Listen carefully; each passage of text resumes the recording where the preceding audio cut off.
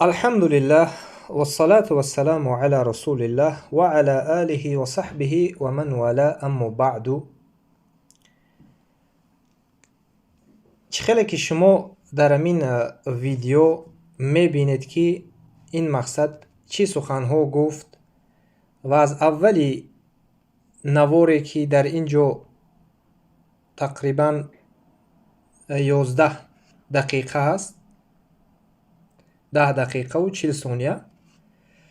در اولش حمد و ثنا رو گفت، ما گوش کردیم یک سلامی که داد. این سلام شما نو شنیدگی هستیم. السلام علیکم و رحمت الله تعالی و برکاته. بینندگان و سلام بدعی است و ما در این مقدمه رد به این به نام قاری عبدالواحد است. در این مقدمه خود ما چیزهایی که این گفت اونها رو ذکر میکنیم، بعد در ردیه ها یک به یک این انسان ما به هر دلایلی که در اینجا می آورد و می گوید ما با اون رد میزنیم انشاءالله باذن الله. اولا این میگوید که السلام علیکم و رحمت الله و تعالی و برکاته. و تعالی نه و تعالی میگود خودش. اینو که عادت، اینو که توجیکی خوندن دا عادت که دیگه هم تعالی قطی. السلام علیکم و رحمت الله تعالی و برکاته. بینندگان ما با این سخن این چی گونه رد میزنیم؟ اولین مقدمه که هست از عبدالله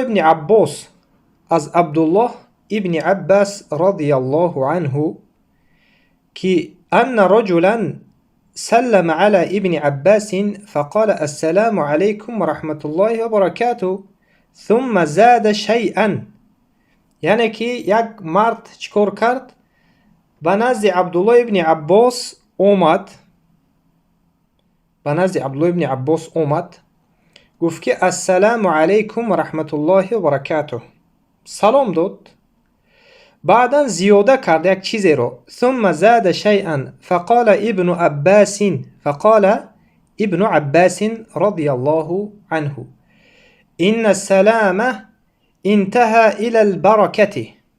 یعنی که به درستی این سلام نهایه می‌یابد، یعنی تمام می شود در البرکته، یعنی و رحمت الله و برکاته. در همین جا چکار میکند؟ انتها، یعنی تمام می شود. مصدر حدیث در کتاب تخریج و شرح السنه صفحه رقمش جلد 12 صفحه 257 و همچنین شعب الارناؤوط این حکم الحدیث اسنادش صحیح میگود. به همین خاطر میتوانید که شما نظر بکنید. و دیگر حدیثی که در این باره به رسول الله صلی الله علیه و سلم مقصد چیکار کردن؟ گفتن که مرد چیکار میکرد؟ مرد به نماز اومد، همچنین فسلم، به نماز اومد، نماز رو خوند و چیکار کرد؟ وقتی به نزد رسول الله صلی الله علیه و سلم اومد، السلام علیکم، سلام بر رسول الله صلی الله علیه و سلم، فسلم الی النبی صلی الله علیه و سلم، رسول الله صلی الله علیه و سلم چیکار کردن؟ و علیکم سلام. یعنی که مثال طریق دیگر نمودهای سلام السلام علیکم هست، السلام علیکم و رحمت الله هست، السلام علیکم و رحمت الله و برکاته. این سه طرزی که طریق سلام است. اما السلام علیکم و رحمت الله و تعالی و برکاته ما این گونه سلام رو نمیشناسیم. اولین چیزی که این گفت در انمون اول سخنش گفت، این ضد سنت رسول الله صلی الله علیه و سلم بود. زیرا که رسول الله صلی الله علیه و سلم، امام مسلم روایت میکند در کتاب، شما میتونید در کتاب اربعون النووی، امام نووی در کتاب 40 حدیث خود ذکر میکند حدیث رو: من احدث فی امرنا هذا ما لیس منه فهو رد، یعنی که من عمل عملا لیس علیه امرنا فهو رد. هر عملی که در او امر ما نیست او رد شدگی است، یعنی مردود است. سلام بدعی رو از کجا پیدا کرده؟ جاهل، سلام بدعی رو تو از کجا پیدا کردی؟ و ما یک به یک انشاءالله به تهمت های او در ردیه های بعدی انشاءالله که هر یک تهمت ای رو بیان میکنیم. و حجتی که در اینجا یک حدیث و یک آیت رو ذکر کرد که آیت چی بود؟ آیت در سوره حجرات است، آیه یکم است. و دویم حدیث اسامه ابن زید است که اون حدیث میگرد یعنی به تمام در مابین 10 دقیقه همین 2 دلیل آورده است. این دلیل بر ضد خود همین انسان هست، این دلیل بر ضد انسان است. این دلیل ها ما انشاءالله این دلیل ها رو به شما بیان میکنیم و تهمت های ای رو یک به یک ما ذکر میکنیم. یکم این تهمت این انسان همین است که میگوید که مردمی را که این علما و طالب علمایی که با مشرک و با کافر میخوانیش و این فتواها را از کجا میآوی؟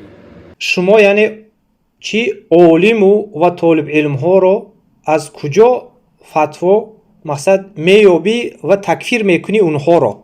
یکم تهمتش بر ما طالب یعنی عالم و طالب علم ها رو میگوید. این از کجا دانسته است که ما عالم و طالب علم از عالم و طالب علم موحد و مسلمان فرق دارد. هر یک کس عالم و طالب علم شدنش ممکن است، لیکن فرق میکند از مؤمن و موحد و مسلمان. یکم تهمتی که میگوید که عالم و طالب علم، اون عالم کی هستند و اون طالب علم کی هستند نمبر نکرد یگان تای اونها را و تهمت کرد که شما تکفیر میکنید. البته ما تکفیر میکنیم به حجت و دلیل. یکمین تهمتش و به تمام این تهمت اینها انشاءالله ما در بعدی جواب میگوییم. کسانی که دوم تهمتش، کسانی که با تو بحث میکنن، میگوید این کس این عبدالواحد، کسانی که میگوید با تو بحث میکنند با تو هم فکر نشوند، این 100 و 200 نفر نه هزارها را حکم به کفر کردی. مسلمان های مومنا را، علمایی که با تو سر به سر میشوند در یک بحث، اگر در بحث تو در سخن تو نیایند کافر است.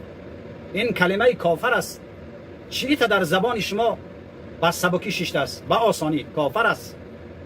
یعنی تو تکفیرشون میکنی، کافر است میگویی. سبحانك هذا بهتان عظیم، پاک از پروردگار و این بهتان بزرگ است بر یک طالب علم بزرگ با مانند ابو محمد مدنی حفظه الله و با دیگر تمام موحدینی که دعوت به سوی توحید میکنند.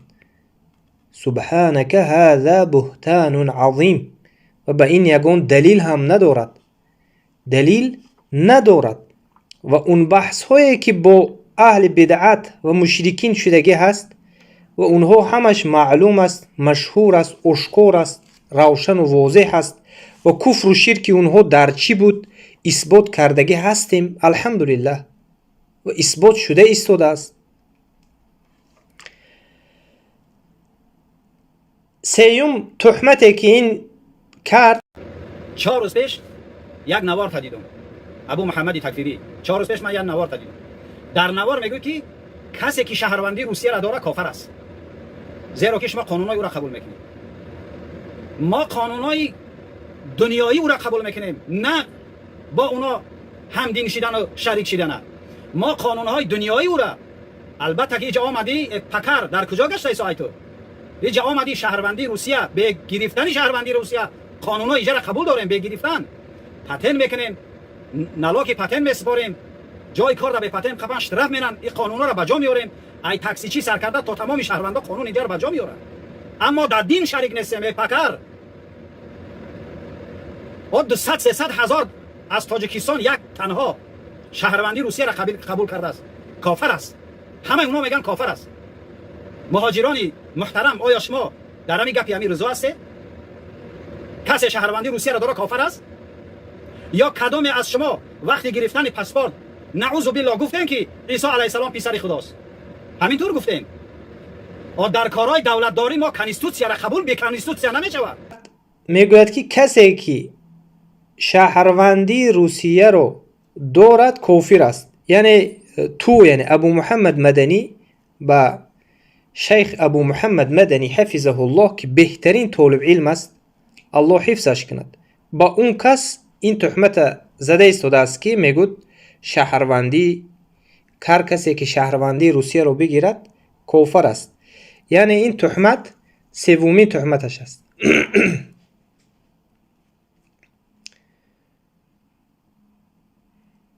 چهارمین تهمتش این است که من میگم که مردم را مادراشو تولد میکنن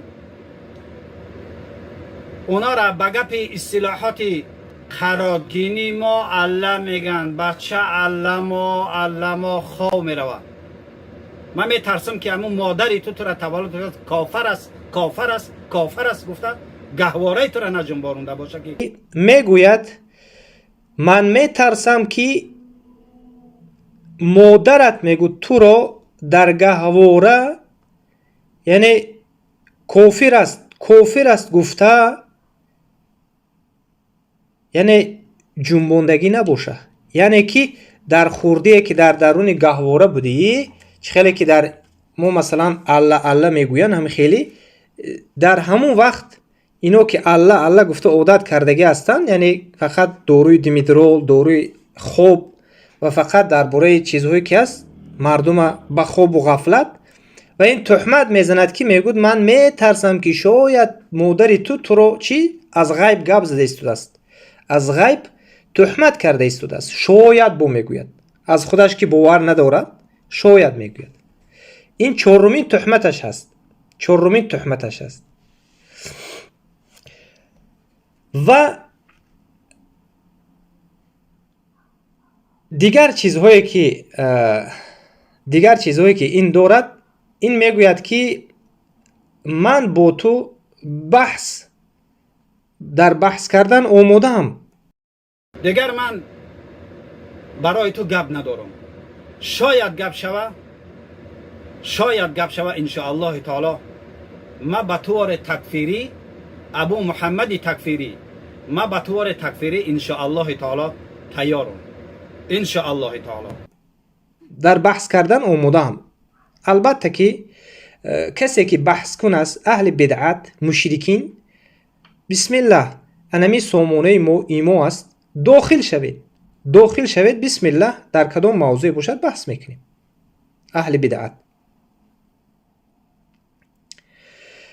و میگذاریم به کفرها و شرکهای این انسان در اینجا چی کفریات چی شرکیات رو میگوید که ما آینده اینها رو دلیل هاش ذکر میکنیم در ردهای دیگر انشاءالله یکمی کفرش همین است که میگوید ما قانونهای اینها رو یعنی کنستیتوسیا رو قبول داریم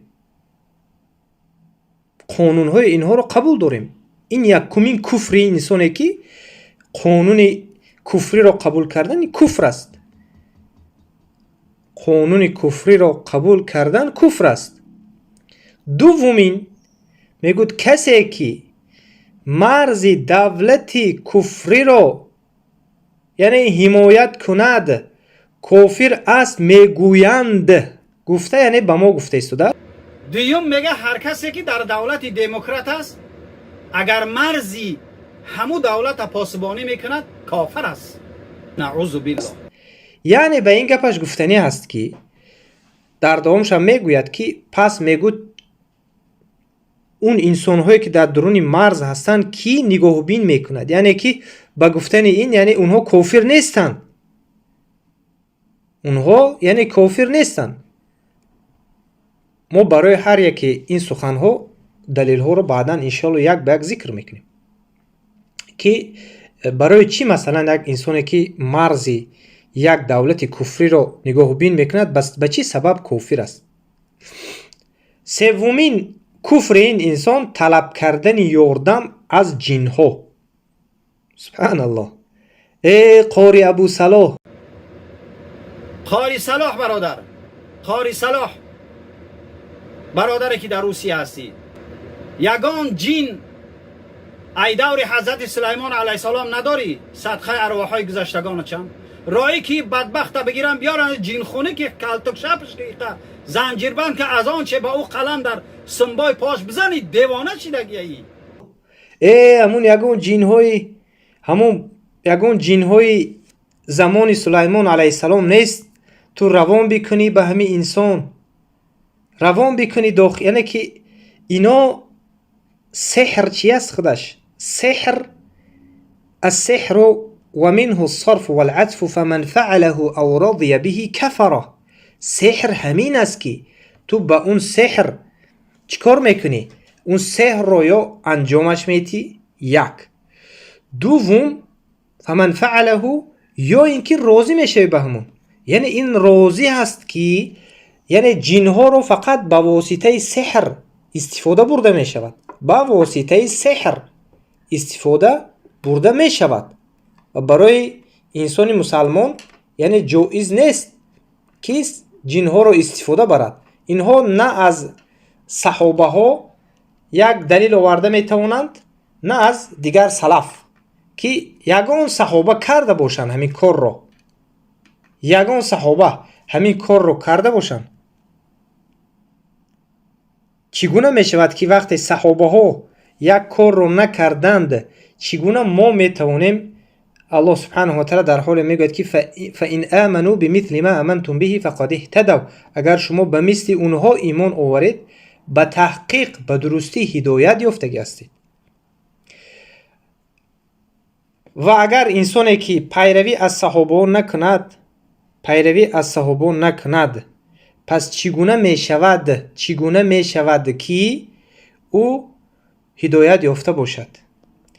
و همین بود مقدمه ما به این به نام قاری عبدالواحدی دموکراتی جن پرستی جاهلی خودش نمیدونه چی گفته ایستاده است و ان شاء الله باذن الله سبحانه و تعالی ما به هر یک سخنهای کفری این و کفری ایره اثبات برای اثباتش و این عقیده کفری و شرکی بودنش اثبات کردنش ما ان شاء الله دلایل ها رو یک به یک ذکر میکنیم. سبحانك اللهم و بحمدك اشهد ان لا اله الا انت استغفرك و اتوب الیک.